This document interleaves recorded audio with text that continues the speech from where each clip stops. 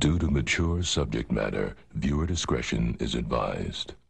Jealous that we're taking over? You're not taking over. Mate. What are you not doing here? Why are you closing? Why are you doing You've got to be Muslim to come to Luton. Whoa! The Muslims will take over. What?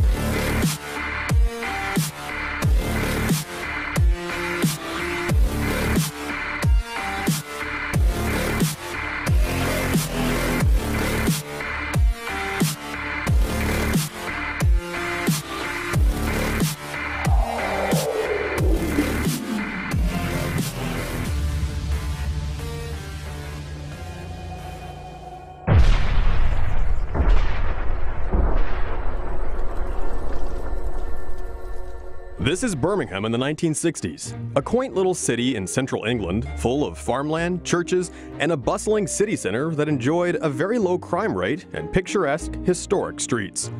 Flash forward a few decades.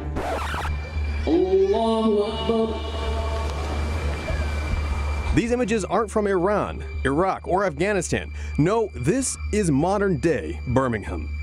A new report shows native Britons are on their way to becoming a minority in their own homeland.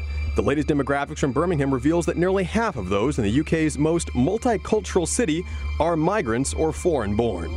Experts say that white Brits will soon be outnumbered as the city continues to swell with residents from Africa and the Middle East. There are people from roughly 200 countries living in Birmingham, and some 50,000 of them don't speak any English at all. Immigrants make up 60% of Birmingham's growth over the last decade, but have also brought with them a massive spike in crime. Over the last few years, Muslim migrants have created areas of Birmingham known as no-go zones, places where non-Muslims are not welcome. This racist message was spray-painted on a wall in an inner-city ghetto of Birmingham in August of 2017. Native Brits say that it's a sad truth these areas are here to stay, and claim that many migrants have no intention of integrating or becoming British. Government officials say that similar graffiti has appeared in other areas in recent years, condemning the hateful vandalism, but taking no action against it. A recent government survey found that white residents in Birmingham feared for their safety and said parts of the city were now off limits.